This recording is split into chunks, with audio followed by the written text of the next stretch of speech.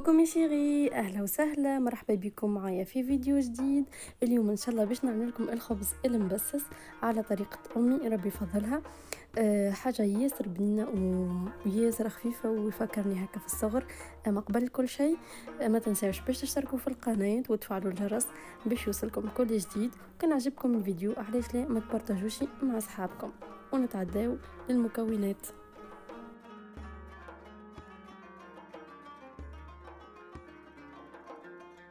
بالنسبة للمكونات، عنا كاس حليب دافي، كاس ماء دافي حطينا فيه باكو خميرة فورية، كاس زيت زيتونة، 500 غرام سميد رطب، 250 غرام فرينة، مغرفة صغيرة كركم، وعنا عظيمة، وعنا الملح بالطبيعة.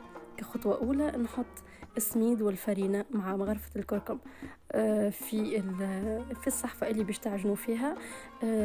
تحطوا زيت زيتونة بالنسبة لي يعجنوا بيديهم، يبسوا العجينة متاعهم مليح مليح حتى تتولي معناها مرملة. العجينة متاعنا تترمل بالكدا بالكدا، باش من بعد تعطينا الجو كيف معناها كيف مطعم البريوش من داخل. فوالا، نخليها تترمل هكاكا ومن بعد نزيدها المكونات الاخرين.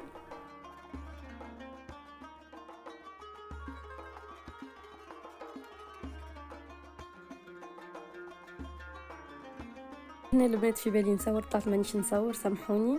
زدت العظيمه وخليتها معاهم تتبسس كيف كيف مليح، وزدت الزيت الخميره عفوا الحليب والكاس الماء اللي فيه الخميره، ورجعتها تتعجن. من بعد زدتها شويه ماء دافي حتى لين تحصلت على التكستور نتاع العجين اللي حاجتي بها. العجين نتاعنا فيها سميد، كيما نعرفوا السميد كي يرتاح يشرب. معناها ما تعملوش العجينه نتاعكم كاسحه، خلوها تكون طريه وتتلصق في اليدين.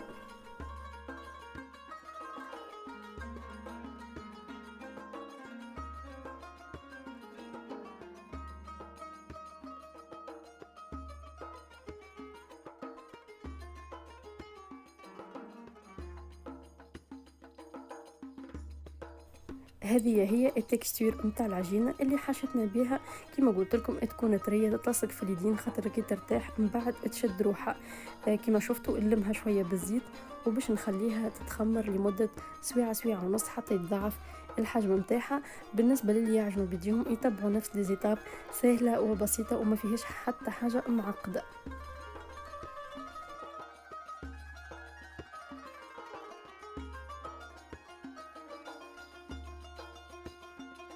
هذه العجينه متاعي بعد ما ارتاحت معناها بريسك ساعه ونص ساعتين، خاطر توا الدنيا سخونه، تضاعف الحجم متاعها باش نحطها في بلاتو. بالنسبه للشكل، تحبوا تعملوها معناها مدوره، تحبوا تعملوها كويرات مع بعضهم، تحبوا تعملوها تتصرفوا تعملوا معناها الشكل اللي تحبوا عليه. ورمارك واحدة أخرى، أنا لهنا حبيتها تكون خشينة وعالية، اللي يحب معناها الكونتيتي هذه يعملها على على مرتين، يطيبها على مرتين. معناها أنا حبيتها باش تكون عالية وخشينة، باش من بعد معناها كل واحد حر كيفاش يبسط العجينة متاعه والشكل اللي باش يطيبها فيه. ولا نبسطها نغطيها نخليها ربيع ساعة أخرى ولا نص ساعة ونرجع معكم.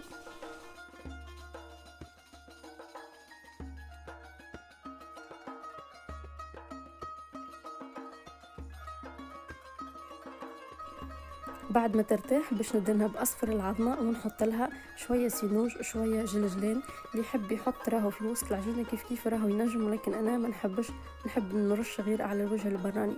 ندخلوها للفور ربيع ساعه على 180 درجه ونرجع لكم.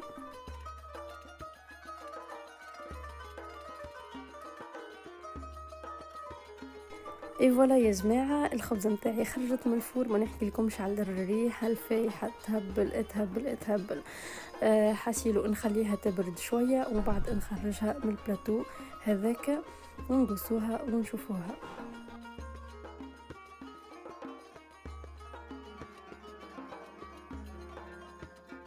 دونك الخبزه نتاعي عملت معاها شويه قلايه زعرة اللي هي باش تكون في الفيديو الجاي ان شاء الله، فريت شويه سلطه، وبالطبيعه يكونوا بنين مع الخبز نتاعنا. الوصفه نتاعنا اليوم تكون وفات، ان شاء الله تكون عجبتكم وان شاء الله تجربوها وتعطوني رايكم.